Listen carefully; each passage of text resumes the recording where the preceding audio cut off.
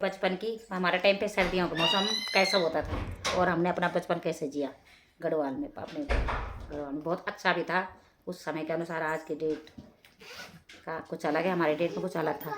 तो उस टाइम आप बड़ी भाषा बोले यार, मैं हिंदी में बोल रही थी ना कि क्या बोलते हैं, बर्फ़ बर्फ़ गिरते हमारे कम से कम 4-5 बर्फ़ शुरू हो जाती थी दिसंबर से। दिसंबर में भी, जनवरी में भी, फरवरी में भी, और कभी कभी पता था मार्च में भी बर्फ़ गिर जाती थी। मार्च में भी कभी कभी बर्फ़ गिर जाती थी। तो किसके गर्म कपड़े, सर्दी का भी वही कपड़ा, गर्मी का भी वही कपड़ा, बरसात का भी वही कपड़ा। तो फिर स्कार्फ वगैरह हम ऊन से बनाते थे, बना स्कार्फ वगैरह होते थे, स्कार्फ बोलते थे उन्हें। होता मफलर। हाँ, मफलर नहीं यार, वो मफलर भी बनता था वो तनी वाला लेडीजों का। ये नूरी टोपी बनती थी, हम खुद बनाते थे। एक नूरी टोपी बनता था यूं करके, और एक बनता था यूं उस पर गाल पे बांधने के लिए। और बर्फ में किसके जुराब जूते भी कभी पहले चल दिया। हमें ठंडा उतना लगता था, बचपन खूब लगता था वो। सुबह में उठे और ज़्यादा हुई गर्म पानी को उबला पानी केतली पकड़ी और यूँ रास्ता बना के तो उससे फावड़े से रास्ता बना के उस बर्फ में चलते। बाद में पता पहले थोड़ी देर ठंडा लगता, उस बर्फ में चल चल के ना पैर बर्फ ही जैसे हो जाते थे। फिर घर में तो काम भी बहुत होता था, थोड़ी देर बर्फ अगर खेतों का कई चीज़ें बहुत करते थे, पर बच्चे भी तो सब लगे रहते थे उस टाइम पे। खाली स्कूल पढ़ के घर में किसका ट्यूशन किसका क्या पढ़ाई तो होती थी, पर घर के काम उसके दोगुना होता था। और कपड़े क्या बोल मैंने बचपन जैसे ये थे। Thank you. वो सलदराज क्या बोलते हैं आजकल उसको सूट को, जमसूट। जमसूट। हमारे टाइम पर उसे सलदराज बोलते थे। जब बड़े से हो गए थे बच्चे पर वही पहले मैं करता था। उसके बाद में वो बनाते थे सूट। पहले से जैसे छोटे बच्चे फ्रॉक सिलते थे औजी, तो औजी होते थे। औजी घर में भी सिलते, कुछ दुकान में इतनी ज़्यादा नहीं खोलते, घर ही में खिलते थे ज़्यादातर। वो दुकान थोड़ा मोड़ा कोई खोलता था, तो वो ऐसा करते थे। कपड़े दिया वहाँ तो उन्होंने सिलने ही सिलने, ये नहीं कि फलाने कार्य के अलाने कार्य, ये नहीं, मतलब गाँव वाले सब देते थे। तो जब फसल का टाइम होता फसल बहुत होती थी, नाज दुनिया भर का नाज होता था। तो हर उसमें पता वो तब लेने आते थे। तो औजियों को पता कितना तक देते थे औजियों को, कि मतलब अन्न तो देते थे, उसका नमक मिर्च भी देते थे। सब ले जाते थे उनको उसको पता क्या बोलते थे, डडवार, गढ़वाल भाषा में डडवार के। हमारे औजी वाला डडवार लेने आएंगे कि उनको डडवार दिया जाता था, तो डडवार ले जाते थे। जब भी मतलब हमारी फसल समाप्त होती थी, तो डडवार ले जाते थे उनको पर वो देते थे। फिर सर्दियों का टाइम पे क्या होता था कि अब जब खेतों का काम उस टाइम खत्म रहता, बर्फ बुरफ गिर जाती है, तो काम कैसे करना, लकड़ियाँ लुकड़ियाँ उसके ऊपर। तुमने देखा कब घर जाके कि वो चूल्हे के ऊपर वो बनाते थे, अनगिर बोलते थे ऐसे, मतलब लकड़ी लगाते थे उसके ऊपर। लकड़ियाँ कम से कम 7-8 गड्ढे लकड़ी आ जाती है उसके ऊपर। और कुछ कहीं जगह जगह रखे रहते थे सूखे लकड़ी की। जब सर्दियों में इतनी बरसात होती थी कि बाहर लकड़ी गीली हो जाती, इसलिए लकड़ी अंदर रखे थे, तो आग जलाते थे। और तब उसमें वो करना, एक गेहूँ मतलब ये मुंगरी मक्के के दाने और दालें अलग प्रकार की भट्ट भुट्ट सब मिला के, और उसको बड़े पित्तल के डेवले उसे उबालना, नमक वमक डाल के, और बैठे रहो। चाहे तो चाय चूय बनती थी, और उसे एक एक कटोरी सबको फिर खाने के लिए बरसात में।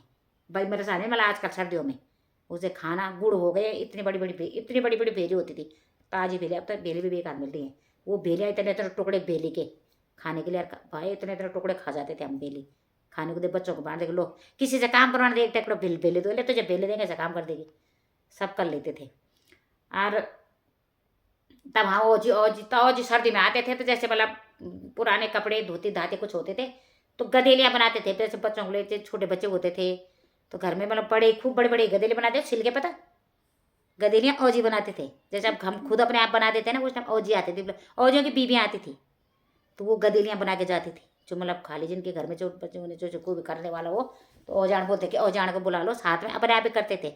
और तब उनको फिर वही राशन पानी देते थे, अन्न पानी। उनकी भी खेती होती रही, कम हो गई जो भी, पर मतलब वो रिवाज था कि देना ही था उनको, कि अपने औजी को ये देना वो देना। फिर जब शादियाँ होती थी, तो शादियों का टाइम पे भी औजी पता मशीन लेके घर में आता था, लड़के वालों के घर में आता था औजी मशीन। तो वहीं पे वो लड़की के ब्लाउज पिटकोट वहीं सिलेगा औजी। और वो लड़की के घर वालों को जिनको और सिलने होंगे, उस टाइम इतने तो कपड़े भी नहीं बनाते थे, पर जितने भी बनते थे वो वहीं औजी सिलता था। रात के उसमें जब गुत्राचार होता है ना, तो उसमें बोलते थे कि औजी की झबली, उसे झबली बोलते, मतलब औजी के जो अपने कपड़े सिलते था, लड़के वाले जो होते थे, वो सिलाई का वो पैसा, मतलब वो एक शगुन होता था, वो देते थे। घर वाले तो देते थे जो देते थे, और वो देते थे उनको पैसा। औजियों का पैसा अलग होता था, वो अलग लेते थे।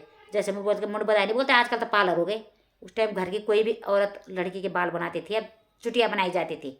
जैसे हम आजकल यूँ बनाते हैं ना, ये ऐसा हुआ वाला, तो एक उल्टा वो बोलते हैं उल्टा फंदा, तो उल्टे तरफ उसमें बनाते थे। उसे उसी दिन से बनता कि अब शादी होगी, उल्टा फंदा उस दिन से शुरू होता था। अर्थात जो वो बाल उल बनाती थी उसको बाल बनवाई दी जाती थी। शगुन उस टाइम पे तो पता नहीं जितना भी होता होगा, शगुन वाला दिया जाए। फिर जो सुहाग बनती, सुहागन बोलते हैं हमारे, सुहाग बनते हमारे यहाँ सुहाग बनते बोलते हैं। तो सुहाग बनती जो मतलब उसमें वहाँ से हल्दी से शुरू से लेकर और लास्ट तक होती है, उसमें गहने भी सारे वही पहनाते हैं। कोई भी लड़का सुहागन नहीं गहने पहनाएगी, सबको तो सुहागन ही करेगी लास्ट तक दुल्हन का। तो उसका भी बनता था लास्ट, उसको भी देना। और जो कपड़े यार बाल बनाने वाली एक ही होती थी। श्रृंगार कुछ नहीं होता था। काजल अगर सिंपल लाए लड़कों ने काजल लगाते थे, वही थोड़ा फेस पाउडर का पहले भी होता था, वो देख रखा मैं, वो होता था। बाल बनाए, सिंदूर भरा, सिंदूर तो दूल्हा भर देता, फिर जाते समय फिर अंदर भी सिंदूर भरते थे। जैसे यहाँ आजकल बेद में सिंदूर लड़का भरता है, उसके बाद उसी में विदा हो जाते हैं। उस टाइम लड़का केवल संज्ञा करता था, क्योंकि लड़कियाँ मुँह नहीं दिखाती थी, यूँ घूंघट रहता था ना ऐसा करके। मेरी शादी तक था कुल यूँ, तो लड़का यहीं पर भर देता था सिंदूर ऊपर से ही। जरिया तो या तो करना था, यहाँ पे यूँ थोड़ा सा लगाता था। घूंघट तो किसी को दिखाना, बारात में जो ब्याह था ससुर जेठ पता नहीं जो, पर घूंघट मुँह दिखाते नहीं किसी को। जब मतलब वो करते थे, फोटोग्राफर होते थे, तो वीडियो कैमरा नहीं बनता था, कहीं फोटो खींचते तो फोटोग्राफ होते, तो यूँ कर लड़की के कोई फ्रेंड या कोई आते तो यूँ करके थोड़ा दुल्हन दिखाते थे, और फिर घूंघट यूँ आ जाता था। लड़की फेरा हो रहा कुछ हो रहा, लड़की यूँ घूंघट में ही रहती थी यूँ बस यूँ। अगर गाँव में कहीं पैसा तब से देखना आते थे दुल्हन, जब तक लड़की ने गाँव में घर में जब कोई पहचान तो घूंघट यूँ रहता था। तो फोटोग्राफ यूँ करके फ़ोटो खींचता था, घूंघट पूरा ही रहता था मुँह में। तो सिंदूर जब अंदर लड़की फिर तैयार होती था ना जाने के लिए, तो उस टाइम फिर सिंदूर तब उस सुहागवंती भरती थी, पूरी मांग में सिंदूर वो भरती थी। उस दिन पूरी मांग भरी जाती थी। तो जो लड़के का तो वो संज्ञा का तिल लगा देता था, उसी सिंदूर को जो लड़के लगाता था, उसी सिंदूर को सुहागन तब पूरा भरती थी। तो उसके बाल बना के लड़की को तैयार व्यार करके, और मुकुट तो पहना ही जाता विदाई मुकुट पे, फिर मुकुट भी पहनाते थे। शॉल जो होता था, शॉल भी दो होते थे, एक तो प्लेन शॉल होता था, ये तो पीला, ये तो गुलाबी, या तो हरा भी होता था और लाल भी होता था। उसके बाहर से दूसरा कढ़ाई वाला शॉल होते थे, कढ़ाई जैसे कश्मीरी कढ़ाई नहीं होते, ऐसे शॉल होते। चुन्नी चन्नी कुछ नहीं होती थी। हमारे टाइम चुन्नी चल गई थी, पर दीदी और के टाइम पे नहीं थी चुन्नी, तो इनके टाइम पे कढ़ाई वाले शॉल होते थे। बाहर से कढ़ाई वाले शॉल ओढ़ने, कढ़ाई वाले शॉल ओढ़ के, और दुल्हन जब गई तो लड़कियां जैसे अब तो घर में चली जाती है, पहले नहीं जाते थे। जैसे बोला दुल्हन के साथ जा रहे, नहीं, आधे रास्ते तक जाते थे।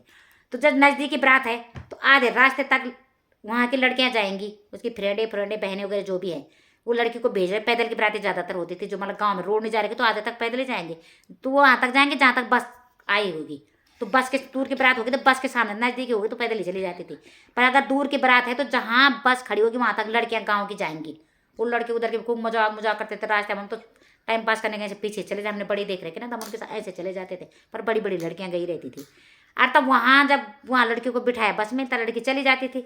फिर जहाँ वो बस में लड़की उतरेगी तो वहाँ उस गांव की लड़कियाँ आती थी, ससुराल तरफ की, लड़के की तरफ की लड़कियाँ आती थी। तो वो लड़कियाँ वहाँ पर वो थाली उली लेके स्वागत होकर वहाँ पर तो वो ले जाती थी। वो भी इतनी दूर आती थी, जैसे कम से कम वो 3-3, 4-4, 5-5 किलोमीटर आती थी वो लड़कियाँ लेने के लिए दुल्हन को। ये थोड़ी कि गेट पे वो वहाँ आती थी, और अपनी यहाँ की लड़की भी काफ़ी दूर छोड़ के आती थी।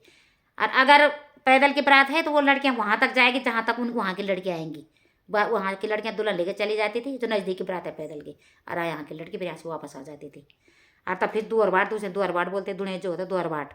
तो हाँ, तो दुअर बाट में तो गाँव के मतलब जो भी है दिए उस वहाँ से, तो खैर वो तो आने का तो रिवाज अपना अपना, जो जितने आए, इसका कोई ज़रूरी नहीं है कि एक आए दो आए, ऐसा कुछ नहीं।